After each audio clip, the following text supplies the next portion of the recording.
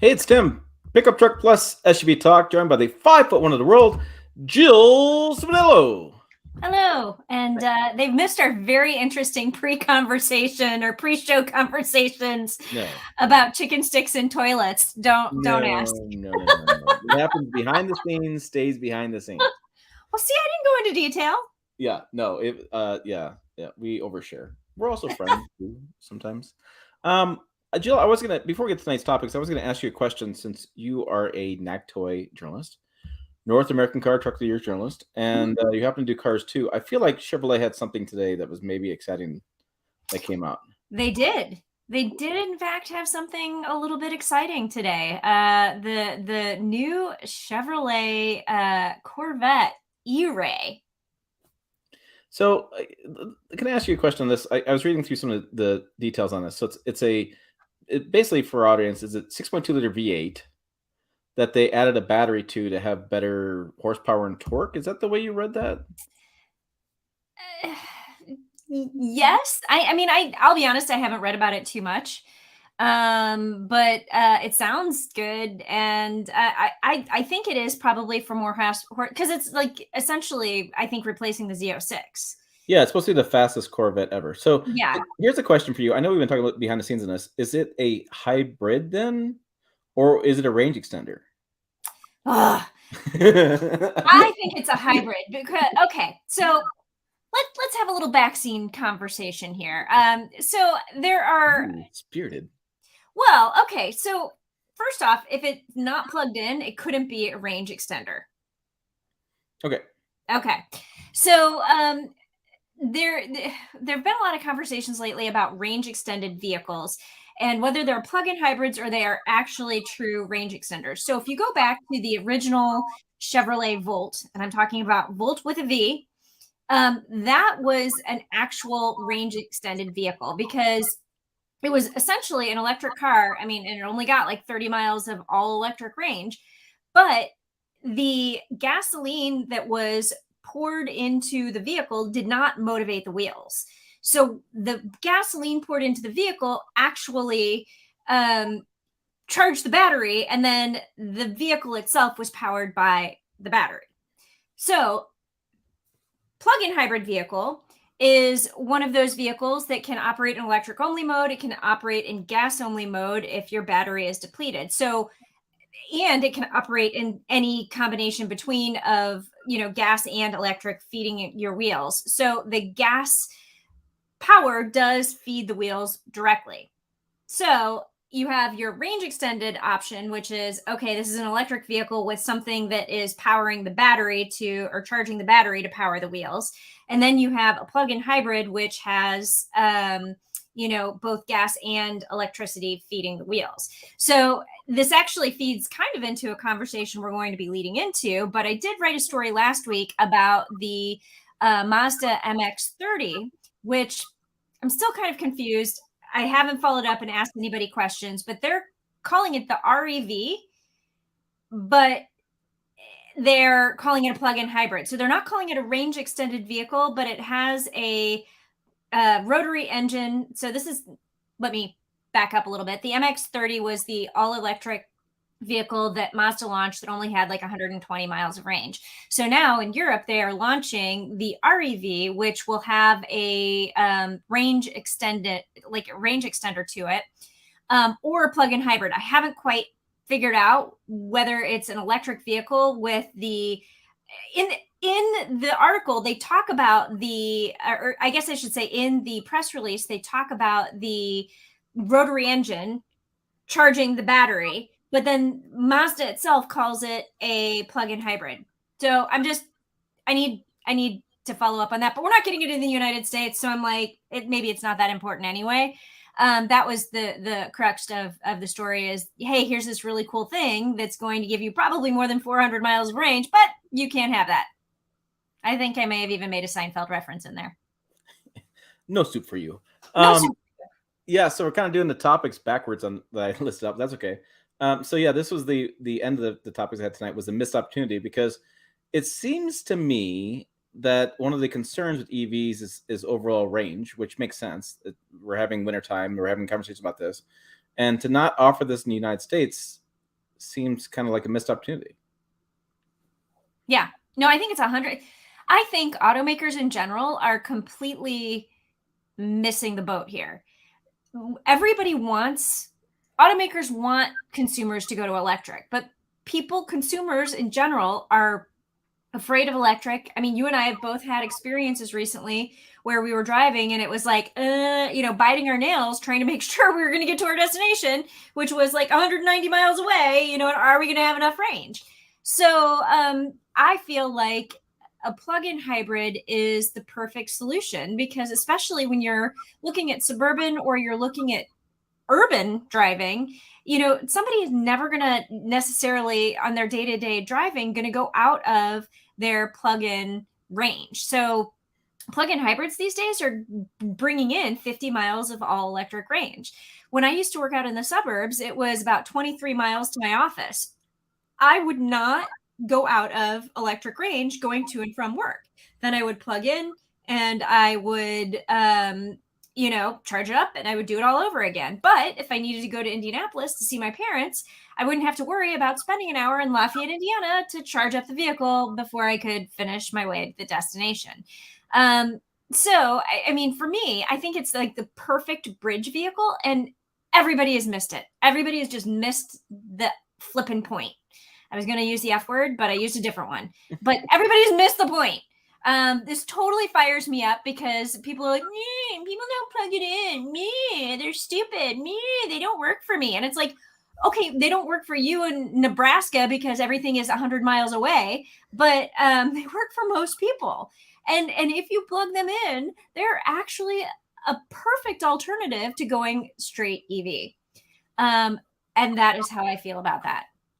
I think Gene's got something to add. Gene says, I thought the missed opportunity on the Mazda was the boring colors as well as not bringing it here. And that's a question.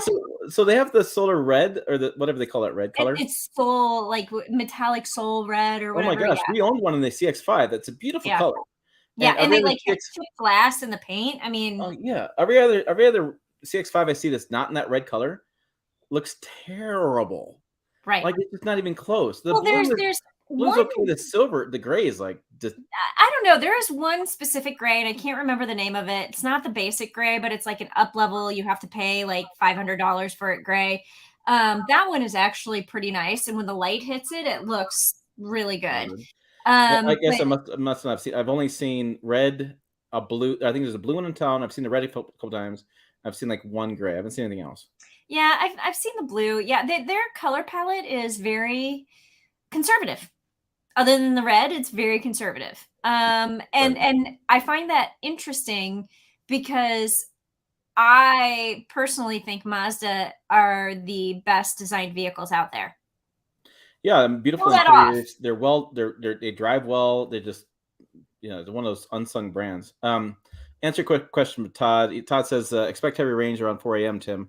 Tornado warnings in Pueblo, Colorado, heading towards the Nebraska Panhandle. Better put moving blankets on the hood to protect the hood. Yeah, we're supposed to get 10 inches of snow tonight, and it's moving in quick. And so just programming note, I won't be here next week. I'll be in Florida, so bring on the snow. Yeah. I want to send a question to Jill here before we get into the next topic, the range extending Ram truck. Bernard wants to know, have you tested any new Hyundai Tucsons?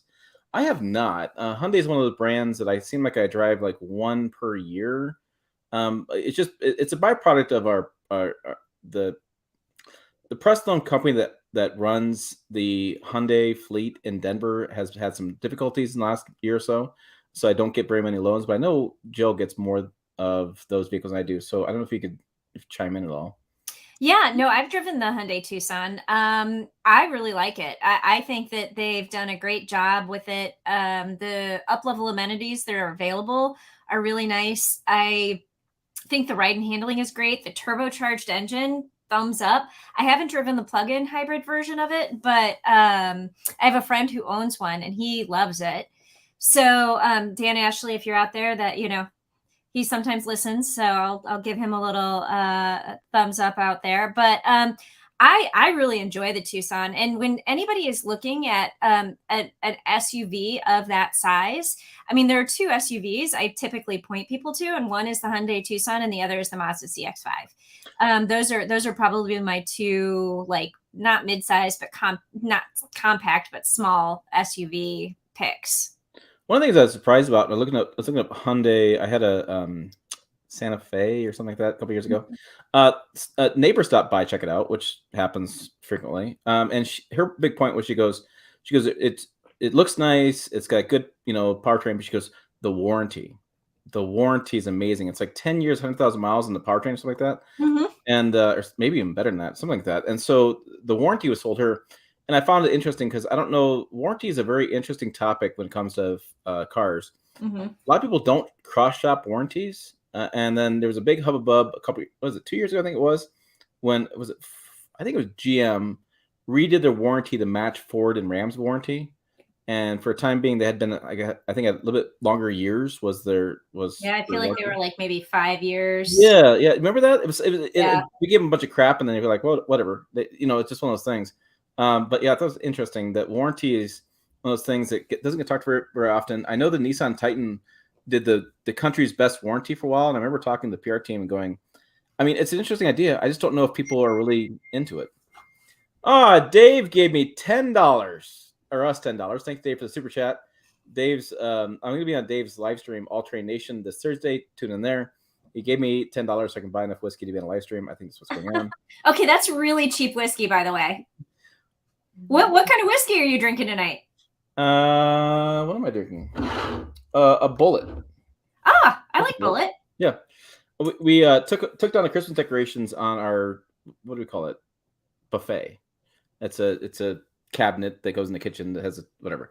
And so I bought a couple containers of whiskey to go on top of that. I've been drinking less lately, which is probably good, but I did want to have some more variety.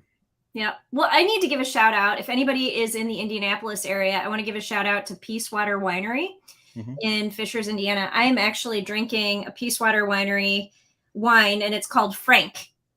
And it has a picture of a cow on it, and the cow's name is Frank. I forget the whole story, but it's a really good drinkable red wine, and only wine club members can buy it. So I'm feeling privileged that I'm a wine club member and I was able to buy it. But they have a location in Fishers, Indiana, and they're always really super nice to my sister and my dad whenever they go in. So I like to spend lots of money with them, and I would encourage if anybody's in Indianapolis to go in and say hey, because they're pretty awesome. So cool. All right, let's get back to automotive. Enough about back to the car stuff. So, Jill.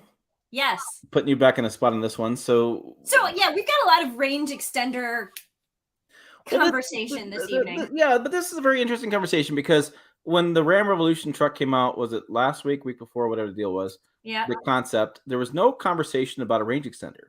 And the comments from people on YouTube were like, hey, where's the range extender? They were like, I think the thinking was that the range extender was going to be the thing to put the Ram Revolution above and beyond Lightning and the Silverado EV. And that you didn't have to worry about range anxiety. Here's this range extender option. You drive long distances. It was going to be the de facto cool thing. And then we have conflicting information. I don't even know if it's conflicting information. Okay, so a little bit of backstory here. Our friends at EV Pulse, they reported last year after the Chicago Auto Show, they had an exclusive interview with Mike Koval, and Mike at that time said, we're going to put a range extender on the Ram electric pickup truck. And they were the only ones that were able to get that kind of a quote. And so all of the articles that mention the range extender, except for one that I found so far, have referenced back to that original EV Pulse article that was written in like February of 2022. Now, we did find one article from Green Car Reports that was posted, I want to say on January 5th, that says there's going to be a range extender. Mike Koval said it. They did not link back to the EV Pulse website.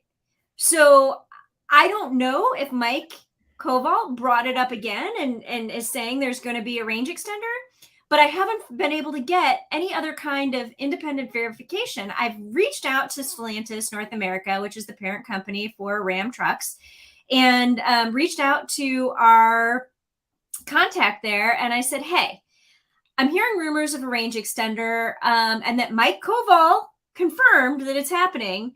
Just wondering if you can tell me, is there going to be a range extender? Is it going to be a plug-in hybrid? Can you give me any information on that? And she's like, I checked into it and I didn't see anything in the materials. And then when I asked, all they would say is more to come. And I'm like, and we're having this back and forth, and I'm like, but Green Car Reports just said January 5th that Mike confirmed a range extender is coming. I'm like, can you at least confirm that that is true? You know, like I have two reports, one from a year ago and one from this year saying it's happening. But I get more to come, but like, is it or isn't it? Like, I mean, you don't have to give me details. You just have to say yes or no. And Mike is clearly opening his mouth to somebody. Yeah. Yeah. So, I mean, it was a question came up all the time, and I sicked the managing editor on it, and she is down in the weeds on that one, and we don't have an answer for you guys. We No, really don't know. I mean, it really, we're trying to figure out if it's coming or not. And because I would, I know Jill and I don't agree on this, but the Ram Revolution wasn't amazing as I thought it was going to be. And our friend Al here says, yeah, without the REX, the range extended version, it's just the Ram Revolution, not or Ram Evolution, not Revolution. So I would agree. It's not. I think the range extender would have been the coup de grace. It would have been, hey, this is an EV that actually can work in rural areas instead of just being just a city truck only or a commercial operation with a consistent range of deliveries, whatever it's going to be, last mile delivery. So I thought that was kind of interesting. Todd's got a question for you, and I'm trying to figure out what the question is. Oh, I know what the question is. In the read the question. Okay, serious question here. When Jill did the Forerunner video, was the silver jacket the new airbag system? No, that was actually a Christmas gift from my sister, so you cannot make fun of the jacket. It was like a vest, like a puffer vest, and it's silver. And I have yet to wear it in a video, but I told her I would wear it in a video, so you guys are still enough that day. I wore it in a video. I'm going to say this up, everybody. You guys are so much more observant than I am. You know, I'm seeing Jill do the video, and I'm editing the videos now. So I'm editing all the videos we have, which is better for me mentally. I need to be more in tune with the business. I had a video editor, and great guy, fantastic guy. I need to be more involved in the video. So I was editing video, and I was listening for what Jill was saying. I was thinking about where to put B-roll in. I was checking the audio levels because if you in that video, Jill wore her wireless mic, which makes a huge difference. And so there's less editing on that, my end of that. So I mean, and then you guys are like, "Hey, what's going on with this outfit?" And I'm like, "What?" And I'm just like, whatever. Yeah, I gotta get some spam comments there, but yeah, I got it. Yeah. So yeah, just I don't know. You guys are more. I will say, I don't know, like other than the green hoodie, I don't know how many comments you get on your outfits. On my channel, so I have my own channel that I do some car stuff. I get a lot of comments about what I'm wearing. Oh, remember that one about your shoes? Oh yeah, I was doing a video of the Lexus, I think it was the IS 500, and I was wearing like capri jeans, and I had a cute little black top on with flowers, and then I wore pink shoes. And some guy was like, "You just don't take yourself seriously. Like, how could you wear that? You look so sloppy." They told me I needed to go dress like one of my female colleagues, and I was just like, what is that? I actually took a screen grab of my outfit and posted it on my Facebook page, and I was like, what was so bad about this outfit? I'm like, I thought it looked good. Like, what was wrong with this? I actually like dressed up the top, and the pink matched the pink and the flowers and the shirt. I was like, what did I do here? And I like, yeah. And so I get so many comments about like what I'm wearing, whether or not I'm wearing makeup, the color of my hair, like if I decide to put pink or purple or something in my hair. And I'm just like, dudes, like, calm down. Yeah. Like, seriously, I don't see you going to comment on Doug DeMuro's outfits. Like, what the hell? Like, is It that is. just like singularly? Like, let's go comment on girls and their outfits. Like, they all want me to dress like, I won't even say the names, but there's a couple of women reviewers out there that wear like low cut shirts and short shorts. And I'm like, no, no, Oh yeah, don't. no. I will tell you this, that the respect level in the industry for those women that show up in low cut outfits and short shorts is very, very low. Those of us who've been around for a while, we look at that stuff and we just scoff and we just move around. I mean, I saw the person you're talking about. I know what people are referring to, and I did talk to um I did see her and I was like, man, what the heck? So I actually get throw you guys a bone every once in a while because I will throw out what pants am I wearing? I can show you but my pants are I will go down this road. Hold on for a minute. Hold on. I want to explain this in more detail. So I'm wearing these black, like, I don't know, like athletic pants. Let's just go with that. I call them like yoga pants I situation. feel like we're kind of twinning tonight. So we are a little bit. I have Because, by the way, like I've got on, I yeah. mean, mine are camouflaged, Yours a little bit more tighter than I am. but yeah, Mine are loose. I'm wearing dark athletic pants as well. So I went to the chiropractor about 2 months ago. I've been to the chiropractor about a year and a half. Things are getting better. Thanks for asking, but I'm getting better. Anyways, so I went to the chiropractor and I had a chuckle because I showed the chiropractor and I have a hoodie on, I have my hat, and I have like I don't really wear jeans very often because I work at home. I don't really need to wear jeans all the time. I mean, I wear them. I have several pairs of jeans that wear outside, all kind of stuff. But at home, I'm just whatever, be comfortable. And actually apologized to him. I said, I'm sorry that I look like a scrub every time I show you the office. Like I don't dress up at all, and I'm in a small town. It doesn't matter to me. And he just kind of chuckled. He goes, "You're a YouTuber. I expect you to dress this way." And I was like, "Oh, I didn't realize us YouTubers had a dress You code." got a style. Yeah, I'm and the thing is, like, if you Tim, can you lift your leg like Jill? No. So You that's not can't happening. do the yoga. No. No. I'm lucky if I can see my toes. So not happening. But no, it does happen. I think people that doing more work from home these days are realizing this, is that it is difficult to always get dressed up. But Okay, so there's a little explanation here. I have a wait, you cross gotta read it. pollinated viewer here. You gotta read the comment though. So John Baker says, I like the Vigoda shirt, Jill. So on the Consumer Guide Car Stuff podcast that I do with Tom Appel, I won an Abe Vigoda shirt because I got the bonus question right.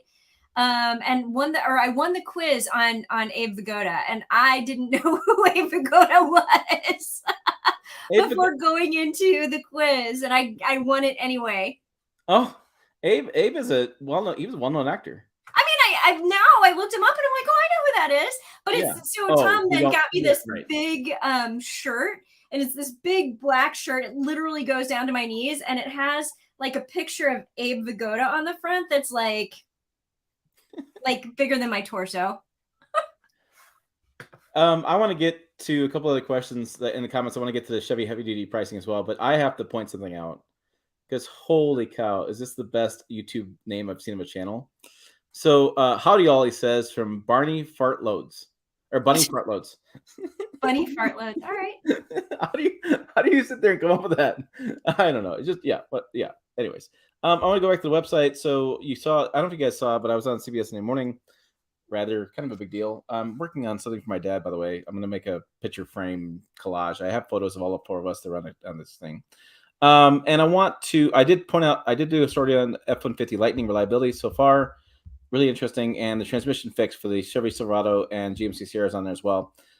It's a really interesting transmission fix. You should read that story. It's more software, which I find fascinating these days, that a lot of these fixes are just kind of software updates for transmissions. Interesting.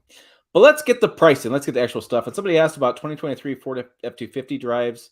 When are they happening? I haven't heard anything. Dave at All Nation says that they have built 200 Ford Rangers. So they're out there testing the Ford Ranger right now.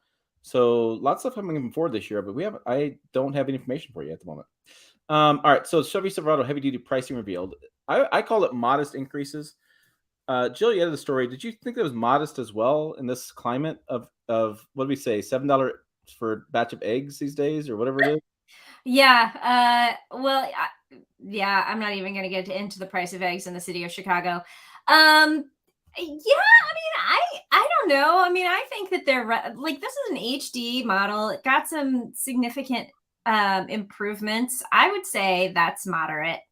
Yeah, so I mean, the interior basically matches the 1500, right? So thank goodness, got a bigger screen, got more stuff going on, and the exterior got a little bit changes. Plus, there's a new ZR2 version, and I thought there was some improvements in performance, but I honestly I saw this in person in September, and I freaking forgot about it.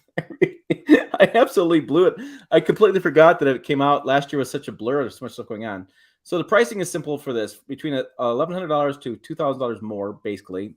So basically, $1,000 to $2,000 more than the outgoing model, depending on the trim. The big jump is for the was it the LT trim, $1,700 higher, and the custom and LTZ that is $1,000 more. So that's at 2,500. The same idea applies to the 1 ton. The 1 ton, the base regular crew cab gets about $2,000 price increase. Other cab gets about $1,200 more. So lower trim levels see the higher price point increase, which will impact consumers directly. Then and the work truck trim gets higher price point, which will impact commercial operations and businesses more. The high country gets a moderate increase, except for the 1 ton, the high country and the dual rear wheel gets $2,000 increase. So quite a bit of jump. The one I didn't know is there's no pricing yet for the heavy duty ZR2, which I'll be curious to see what that comes out to be, whether it's going to be a competitive price, but we're actually going to buy it. And we don't have pricing for the upcharge of 6.6 liter Duramax diesel. Now that diesel had been $10,000 more than the gasoline model, which causes me some pause because it's quite a bit of increase. I remember talking to my cousins. I did a video with them a while ago. They bought a gas 2,500. They had to search for it, like go through hoops 2 years ago to find this thing because GM was just producing Duramax diesels all day long. So I think there's a little bit of a bait and switch here a little bit as far as the price points. I mean, the 2,500, 3,500 price points, but we don't know the Duramax price point. We don't know the ZR2 price point. So I would anticipate we're going to see $100,000 plus 1 ton truck if you happen to click all the boxes with the Duramax. And I think they can offer. I don't know if they can offer that in the ZR2 and the 1 ton. I know I'm gonna assume for sure a 3/4 ton, but I don't remember. And again, I'm probably screwed that up because I forgot too much than I remembered back then. But yeah, so that's a big difference. I mean, I think commercial operations are going to end up spending more money because you're going to have to for that work truck, regular cab, long box, 3/4 ton, 1 ton. I mean, that makes sense. Consumers are going to pay a little more for the interior upgrades, but I'll be really curious what the ZR2 drive or ZR2 dollar going to be. And we do not have any details yet on the first drive for those events as far as what's going on. We do know that Colorado will be next month, but as far as heavy duties, I'm not sure. I did ask, and I am like first on the list or first on the 10 list, whatever, to get the 2,500 with a diesel in my driveway because I really want to do a 2,500 diesel versus the 1,500 diesel. Right. I'm really curious what the difference going on there. Let's see. Oh, there's a lot of food discussion going on in the comments. Waffle House. We are not talking. So I'll tell you this something really funny. My friend in my wife's cousin in Missouri said, "Are there any good places to eat at this XXYZ town besides Cracker Barrel?" And I totally thought of Jill, and I was laughing. Cheesy potatoes. I'm just saying, they're really good. I don't know if you have an opinion on this, Jill, but I'm going to bring it up. Jean brings it up. So I did a video earlier on today about oil changes on the Chevy Silverado. So if you don't know, GM a couple years ago, I'm going to say a couple years ago, and it may be further than that. I really don't know the details of when it came out, but they changed to an oil life indicator percentage on the dash. And if you look at the maintenance schedule on the Duramax diesel I have outside, and also the gas engines, there is no oil change interval. They say at 7,500 miles, check it. And if the oil life indicator is low, change it. Like there's no like cut or dry thing. And I theorized in a video that because things have gone so much synthetic and things have changed so much, it used to be was it 3,000 miles every 3 months? The deal was change your oil, and now we have automakers saying, "Hey, 6 years." We have now 10 years. We have not 6 years. We have 5 years. We have well, no, we have 7 years. We have all sorts of different time periods on oil, Yeah. and now we have really lightweight oils. We have 0W30. We have 0W20. Like 10W30 was like staple when I was growing up, and now we have zero weight oil. So it was interesting. And no, I don't have a decision on when to make the first oil change. So on the Tundra, I did 10,000 miles, which is the manufacturer's recommendation. And I got taken to the task on that. People took me to the woodshed and beat me up. One guy literally called me a jerk because I don't care about the engine and I'm screwing up the next guy. And I was like, wow. On the Ford Power Boost, I changed at 4,000 miles. And frankly, I did that because I wanted to do the Blackstone laboratory test. I just wanted to get the data. And so what's interesting is in the Blackstone laboratory test, 4,000 miles and 10,000 miles had the same exact summary. They're like, hey, you got metal shavings in your engine or your oil. It's consistent. It's not a big deal. It's new engines do this. Change your oil a couple more times, it'll go away.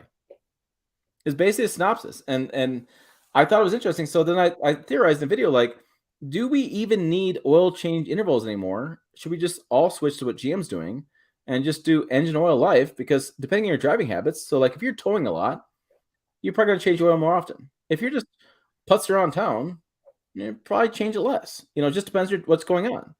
And so I thought it was really interesting discussion. And people giving me feedback. So I anticipate the consensus I got from the fans on the comments was about 5,000 miles. Like 5,000 miles was about the appropriate time period to change your oil. And then somebody said, of course, you guys in the comments are fascinating, the conversation you have. Well, one really smart comment. He goes, well, what happens if you park it for a year and it's supposed to be changed every year? Does the engine oil indicator say, hey, it's been a year, change your oil? Or does it say, hey, you parked it for a year because you were, say, serving the armed forces overseas, something, and thank you for your service. You come back, you have to change your oil right away. These freaking rabbit holes you guys put us down. Like it created interesting questions. I was like, well, I don't know. Yeah. I mean, I would probably do some preventative maintenance, and it's one of those things. It's like, okay, when the oil indicator light comes on, like, Yeah, go you change have your you have oil. 600 miles in that range to change it. I mean, But, it's like if I'm going to take a road trip and I'm going to be going 1,000 miles, like, I don't want to have an oil indicator light come on at mile 500. right, and that's why I was wondering, like, so look, my daughter is getting a hand-me-down Nissan Altima. It's like 2001, and I'm putting new tires on it, getting all the spec, getting all good shape here. And I'm gonna drive it to her place. She lives in Montrose. Montrose is like 8 hours away. So I don't know what is the miles, Montrose. So, anyways, it created some questions in my head because I was like, well, should I change my oil before I go? Because look, it's winter and it's winter in the Rockies. And so I'm like, hey, what's my depth fluid? What's my tire pressure? What's going on? So it's 456 miles one way to Montrose. So it's 1,000-mile road trip. And so that's what created a question in my head. Like, I can't be in Vail, Colorado trying to get an oil change. I can't, it's not going to happen, especially with the limited amount of people working at dealerships these days. I got to make an appointment to get in. I got to oil change. I mean, there's a lot of questions going on. So I was just trying to figure out what's the right approach here because, again, I don't want to be somewhere I can't get service done efficiently if I'm going to drive that far. And so I have 2,300, 2,600 miles, something like that on the truck. So I feel like I can go on the trip and come back and then probably change my oil afterwards. It's kind of what the synopsis I had. But interestingly enough, and this, I'll admit this is interesting. The first time in my life I added depth fluid. So I was telling Jill behind the scenes. This weekend on Sunday, excuse me, on Saturday, a friend posted that she had a vanity. It's for the bathroom. It's a 2-sink vanity with a quartz top, and it's got legs on it and nice cabinetry. And retail price thing was like $4,000. Wayfair was selling for $22,000. It arrived, and there was a big gouge in the quartz, like not too deep, but the quartz had gotten obviously something hit it on the truck. And so Wayfair said, hey, we're going to send you another one. This one you have, just donate it or get rid of it. Because it's 6 feet long. It weighs 375 pounds. And so Sunday morning, about 6 o'clock in the morning, I hooked up my neighbor's trailer that I have access to, and I drove 500 miles round trip. I drove 250 miles to Rawlins, Wyoming, and I picked this thing up, drove back. Well, on the way, the screen on the Silverado said, "Hey, you have 350 miles of def left." And so I pulled in gas station because I found a gas station in Laramie. It was selling diesel for like $3.99 a gallon. So I was like, I was like, because diesel's so funny. I've seen anywhere from like 490. I saw like 360 on the trip out from your place, Chicago. I've seen 390. So it's all over the place. So I was like, hey, 399. I'm pulling over. I'm gonna fill up. I had a half tank. Plus, I probably had to pee or do something. I mean, it's a 4 hour drive. I take a break. And so I actually bought DEF in the store, and I was thinking about a conversation people are talking online, like, did you buy the DEF Platinum? Did you buy the DEF brand this, DEF like that? And I was like, man, I'm on a road trip. I'm just gonna buy whatever in the store. So it's $20 for this 2.5 gallons of DEF, which is gas station prices, was just ridiculous. Should have been like $10. But it was interesting. The DEF fill on the diesel is combined with the no cap, the capless fill for the diesel fuel. So you open up one door and you have diesel fuel filler and you have DEF. And the DEF one actually turns and spins off. And this container looks like a gas can. But it has a plastic like funnel that plastic whatever goes in, and you peel it off. You knock the cover over the top and you put it on. You pour it in. So I poured 2.5 gallons of DEF in, and yeah, it cost me $20. Filled me up most of the way, and that was fine. So, but it was really interesting because that's the thing I love about buying vehicles is that vehicles that come to us are premium. They're all ready to go. They're filled with gas and they clean and they have DEF and all kinds of stuff. And so I was really excited to buy DEF and actually do it. Like I just wanted to do it. And so it was so. I thought about doing a video that I kept doing the video in my head, going, "This is such a non-issue." And I know if I do the video, I'm gonna get the first comment's gonna be like, "So you didn't buy the platinum DEF, did you? Or you just couldn't find it, or you broke, or whatever?" And I'm like, "Dude, I had a trailer on me. I could have gone to Walmart in Laramie, and I just was like, no." It started snow. It was snowing on the trip, and Laramie is like 7,000 feet, and I went over this pass 8,600 feet, and storm was blowing in, so like, no, there's a get there and get the hell out situation. Like when I was loading up the vanity, it started snowing on me, and I was like, "Hey, nice meeting you. Nice seeing you again, friend. All right, bye, friend. It's Bye like, bye." bye bye. Yeah, because I was like, I got to go. Like I got to get because Rawlins Wyoming is notorious for stranding people. It's notorious this time of year. Just it's 86 like 8,000 feet, 8,000 feet. It's wide open country, not the mountains like Colorado has, and so the wind comes through and just buries that whole highway. Just gets closed all the time. So yeah, I drove back home as fast as I could, but that was really interesting. I thought, man, what a non-issue. I just was really surprised by that. So anyway, I should do that. So yeah, there we go. You maybe take a photo of the oil life percentage before your towing trip, then after make a video about how the trip affected the oil life.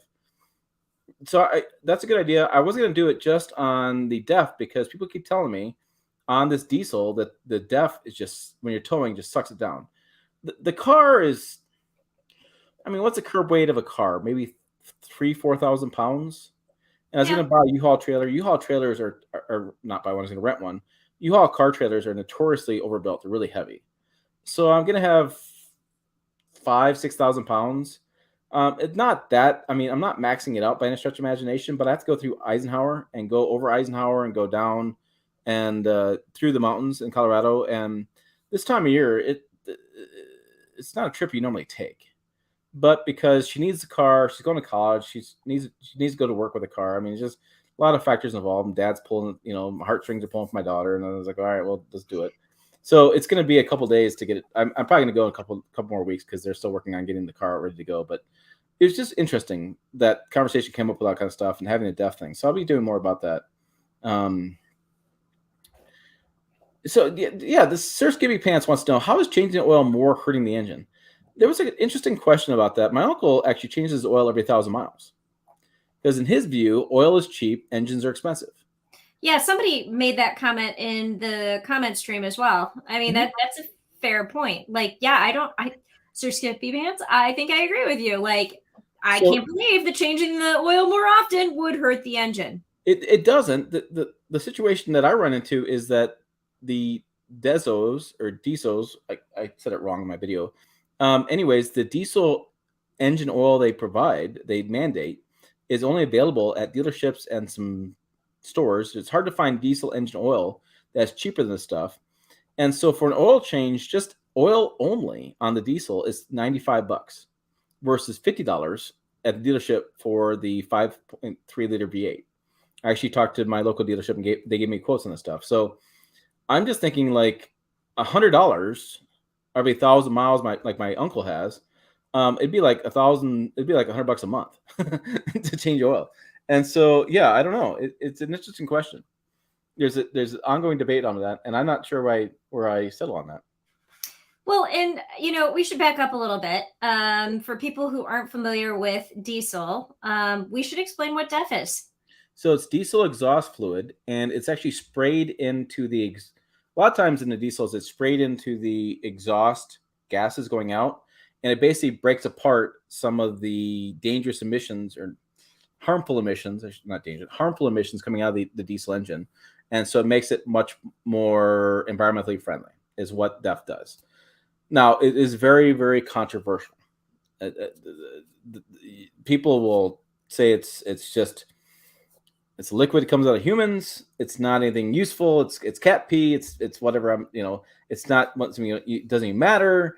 And people say, well, it's absurd science. Doesn't make a big deal. And I don't know. It's a requirement now in today's diesel engines to have DEF fluid. If you drive the engine without DEF fluid, I was actually reading about this today, and there's a diesel supplemental manual and there's we could know your diesel in the owner's manual. So I'm pouring over stuff. Basically, the truck will restrict how fast you drive until you get to the point where it restricts you down to you can't even drive at all if you don't put DEF in. So like it is a requirement to have that. Now, if you are putting the truck under more load, aka towing more, you're going to put more strain on the engine and more. It uses up more DEF. And so what people are telling me is when you're towing with, especially the Silverado 3-liter Duramax diesel, the LZ0, is that, and LM2 the same way, is that you will go through a lot of DEF faster towing than you will not. Now, I've seen some people online and some of the other YouTube channels, and they talk a lot about heavy-duty diesels. And the big heavy-duty diesels, they have to pop the hood, and one guy actually had to crawl onto his engine and pour DEF in behind the engine. So first came out in like 2007. I think DEF came out in 2007, and automakers didn't know how to deal with it. They had no idea how to deal with it. I mean, even the Silverado heavy duties of last generation had the diesel exhaust fluid tank, underneath the front rear bumper or front passenger side bumper. Like they didn't know it. They don't know how to deal with this stuff. So now the Duramax diesel, the LZ0 on a Silverado 1500 is nice because the DEF fluid fill is next to the diesel diesel fuel fill, and so it's easy to get to. It's simple to call the engine, whatever. So they've made improvements on that, but yes, so DEF is part of the equation with diesel. So that's part of the concern with most diesels is not only do you have regen situations, you're burning off the diesel particulate filter, but you have to use DEF fluid, you have to pay more for oil changes. I mean, there's a lot going on. The trade-off is you get better fuel economy is basically what happens. But yes, that's what DEF is. Thank you. I just figured we should back that up a little bit. There could be some people on here who are not familiar with diesel. Yeah, it's urea. So this is what one of the guys says. It's interesting. That's kind of the the U-Haul trailers are like 2,200 pounds. I learned that the hard way. I took a U-Haul trailer with a Honda CR-V to Michigan once, and boy, we lost a bunch of fuel economy. I overloaded too. What? Before I knew any better, maybe you knew any better. Hmm? Yeah, this guy says my friends Titan with a 5-liter Cummins used maybe 15 gallons of DEF during a 1,500-mile road trip towing an enclosed car trailer. So the DEF tank in the Silverado, I need to double check, but it's probably like 4 gallons. I would use a lot more DEF. The biggest problem with DEF though is it's susceptible to hot temperatures, to cold temperatures, to age. It actually has a age limit on it, so you can't like buy it in big drums at bulk and store it without using it. You got to use it. You just can't sit on it, or it goes bad. And then if it goes bad, the truck actually will sense that the DEF is not high quality, and will reject the DEF in the tank, and you probably have to go down there and have do the drain plug and get rid of it. Yeah. Hmm. Yeah, the truck. So I was again reading the how to know your diesel stuff, and I said if the DEF is not high quality, it will actually reject it in the system. Huh. And it's got a freeze temperature. So people talk about the problem with DEF is at the wintertime, it may freeze in your tank. What do you do then? Whew, there's a lot of conversations happening with that. So yeah, it's just a system. So it's just Boob Tube Smith says, what determines how much DEF a truck puts into exhaust? I.e., what has to happen to tell a truck to use some of it? It's got to be some sort of mathematical equation tied to a software system, and it's really as you are using more towing is what I've been discovering happens. Yeah, and dang, you just can't pee in a tank. Yeah, Yeah. yeah, I don't know. It is interesting. And this is the viewpoint that the Macaronical says. End of the day, if you ain't gonna run diesel hard all the time, don't even bother buying one. Your emission system will absolutely hate it. So I mean, it's people. Diesel has such a bad rap in the United States, thanks to VW and their Dieselgate stuff. But it's a very efficient powertrain and very efficient at towing. And it's currently in the 3-liter diesel. It's very efficient in the unladen too. I'm really curious what happens in a 3/4 ton. Typically, what I have experienced, which people love to argue with me about, which maybe I'm wrong, I could be wrong, is that in unladen situation, gasoline trucks tend to have better fuel economy. In laden situation, which means you're plowing, you're loaded up with a trailer, whatever, diesel has better fuel economy. Oh, there we go. Yeah, urea reduces NOx, the filter reduces particulates. So that's people. I will say this: the diesel army out there, the diesel guys, they know a lot of stuff. A lot more than I have. A lot more information I have. So just getting into it, and it's so exciting for me. That's why I really wanted to buy one. I actually may buy another one, a heavy duty one too, because I think it's just fascinating stuff. I'm really curious what happens more. And by the way, if you do delete the emission systems, the EPA police will come after you. It is actually against the law, and people If said, they can catch you. well, people were like, Tim, just delete your diesel. And I'm like, but I'm on YouTube. It's public space. like, no, like I'm not going to do that. You can do it, but I'm not going to do it. It's not for me to do. And don't comment in the stream because the EPA police will come after you if they know you're out there doing this. I'm not going to. No, if you delete your diesel. You can order kits out of Canada, I'm hearing. Through the la la la la la la la la la. We do not need the EPA police coming after us. La. I had a guy send me photos of his Tundra. He had a 20, I don't know, 26, 18, whatever Tundra, and in a fifth wheel camper. He's towing a 40-foot fifth wheel camper weighing at least 15,000 pounds. And he's throwing the parks, and he goes, yeah, I'm showing off people all the time in the parks, like how cool it is. They're coming up to me like, how can your truck do that? He goes, it's amazing, isn't it? And he's got a whole Instagram photos of this thing, whatever. And I'm like, dude, he's emailing me, like he's showing it off to me. I'm like, you need to delete all this stuff. He goes, what do you mean? I said, you are giving physical proof to an attorney to use against you if you are ever in an accident. This is physical proof that you are breaking the law, because the law states that you as the operator of the vehicle must know all your weights, limits, and capacities of your truck. And you are knowingly exceeding those and showing them off. And so if you rear end anybody or you crash anything, you lose the brakes going down the hill, cause an accident, you are going to get sued by, not from a criminal standpoint, but from a civil lawsuit case. You'll be held responsible for reckless driving. And he emails back, goes, I never thought about that. Period. And I was like, I went to my Gmail, delete, and I actually did this. I went to trash and I put delete forever, which I don't normally do. But I was like, delete forever, because I do not want to know. If you want to do something in your truck, you want to overload truck, whatever, you want to do whatever you want to do, I don't care. Don't take photos of it. And don't tell me about it. Don't comment about it. Just don't let me know. And I was blown away by this. Like, so that's the thing. Like, I'm not going to delete my diesel because I'm not going to be able to show you pictures of the engine. And what the hell's the point of owning a truck if I can't tell you all this stuff going on the truck? Yeah. So yeah, but yeah, it was fascinating to me what I get sent an email sometimes. And I understand this guy was Oh, really do proud of his it. stuff, but I'm like, don't, it just, don't even tell me.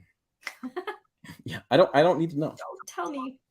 Don't tell me. Yeah. So yeah, there's some stuff 1980s. So Two Explore video says, well, 1980s GM converting gas engine to subpar diesel engines that broke down and smoked more than the tractor pulls, that ruined the automotive diesel market. There's a lot of 70s and 80s diesels were terrible.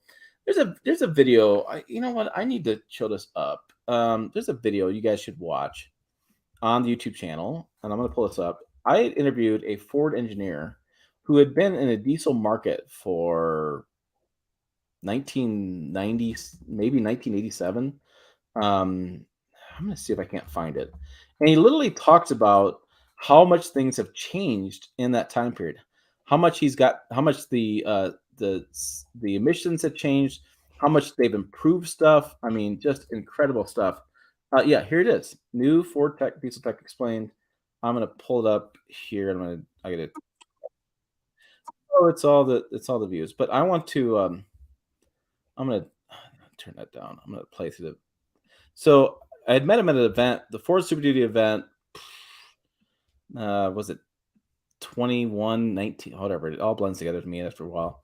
Anyways, I met. He's the chief engineer, and this is the video you guys need to watch that people did not watch when it first came out, and shame on you because it is a really good video. And he basically goes back in time and explains how much things have changed, how much things have gotten better. So the video.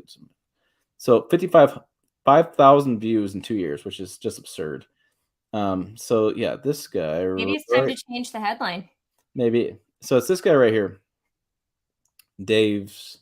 Yeah, so this guy, he's been working on diesels for years, and he's been in Ford, I don't know, 25, 28 years.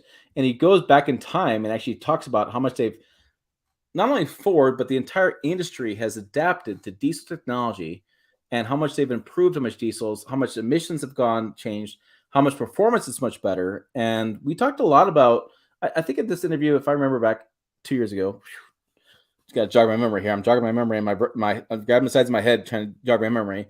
I believe we talked about how much they screwed up in 2007, 2012, 14, 15 with those diesels that had adapted emissions equipment and how far they've come. So, anyways, that's my plug for my really old video, which maybe And you should also post the link to this video in the comment stream, please. I will. So, and Jill's like, "What? We ran a video? What? 2 years ago?" Diesel So, what? Dave something. I can't remember Dave's last name. But we were talking about we were at the Ford event, and he said something, and so I reached out to PR and set this up, and it's really impressive. And so maybe Jill's right. I need to update the title, put some emphasis on this because I think it's a really interesting conversation. And we didn't. It wasn't like a Ford PR like, oh my God, Ford trucks are awesome, yeah, kind of conversation. It was more of a, hey, what has happened all these years? What's going on, and what's improved? And he really talks about 1970s to 80s diesels and what has changed. So are you going to play it? Should I play it?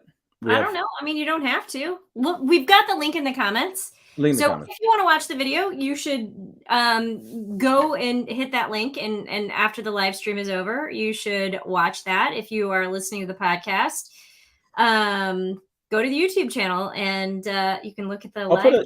If you're listening to the podcast, you know what I'll do? I'll remember this week. I'll put a link in the description for that video. Okay. Yeah, diesel engines then and now, maybe Bluetooth. Yeah. Maybe Jill's right. I need to upgrade that video, the title, and change it up a little bit because it was one of the videos I really enjoyed doing. Interview engineer I really enjoyed doing, and people did not watch it, and it's a shame because that guy doesn't get on camera very often, doesn't talk about things very often. It was really hard to set up because he's freaking busy. He's the head of Ford diesel engines in the United States. Basically, was his engineering title, and so it was really fascinating. Ford diesel guru. Official title. I think it's very official. Yes, Jill, I will update the video. All right, so let's wrap this up. We got 5 minutes left, if that, because time's ticking in my head. So we have no live stream next week because I'm getting sunburned. Somebody's going to Florida, and it's not me.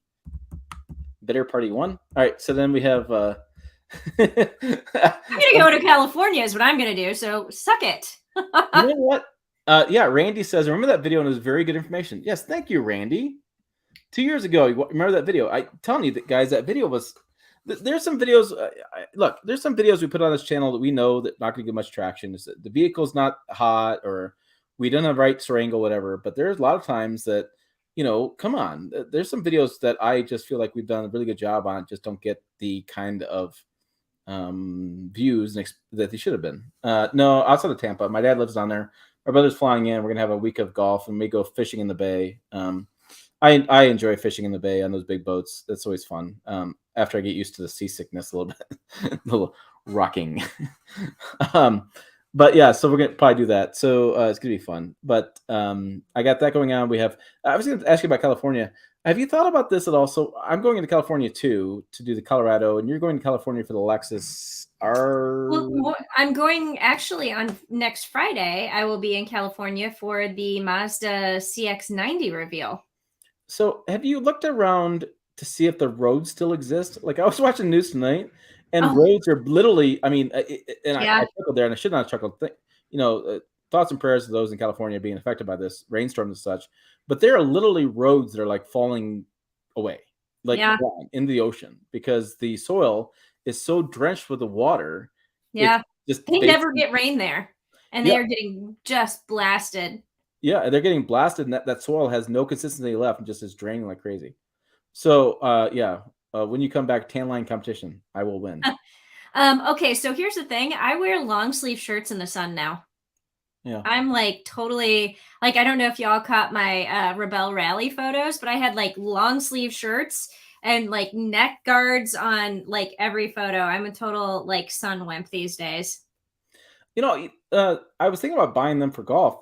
Some of the golfers, the professional golfers should say, not only sun protection, but apparently, and this is totally off topic because it's past our, whatever hour.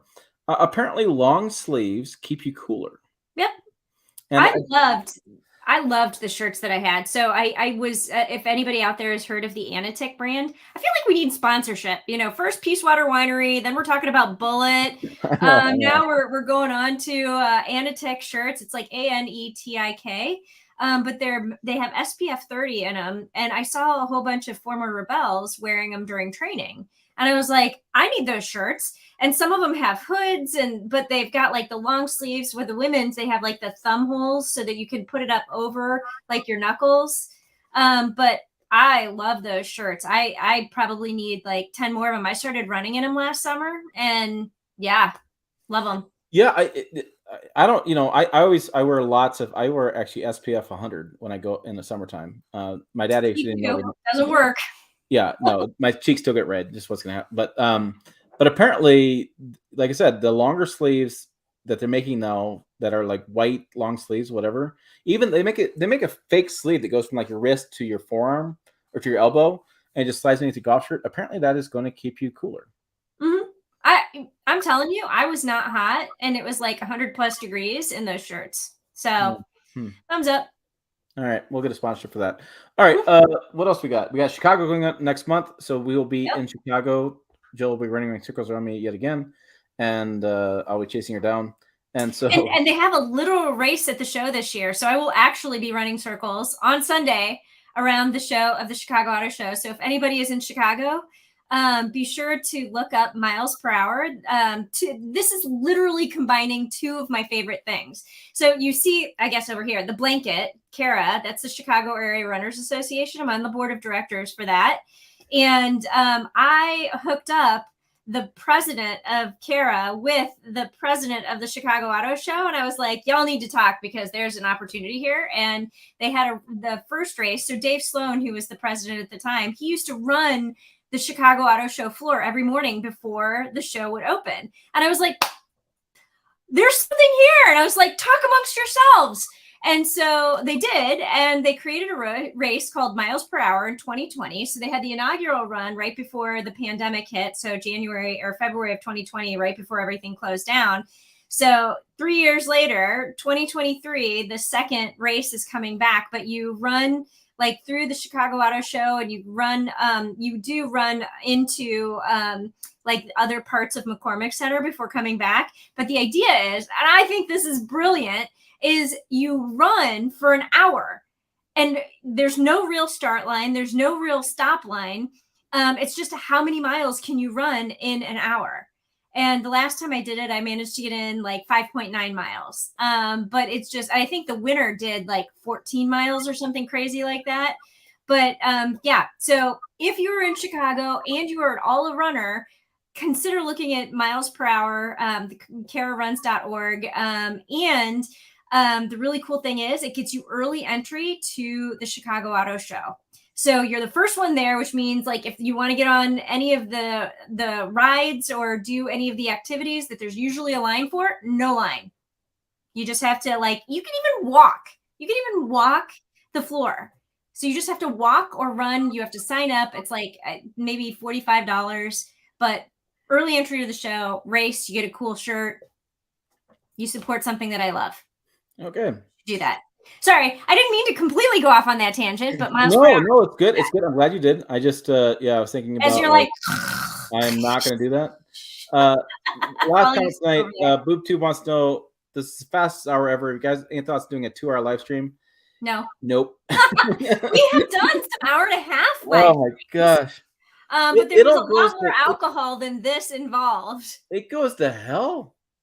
It really Yeah. does. Because then Yeah. you have the power of Tim that we're talking about, and I'm like holding up signs that say nope. Yeah, no, it's not very good. So, anyways, well, Ah. that's what we got for you guys tonight. As always, thanks for watching. Make sure you guys on the website, pickuptrucktalk.com. We will see you down the road.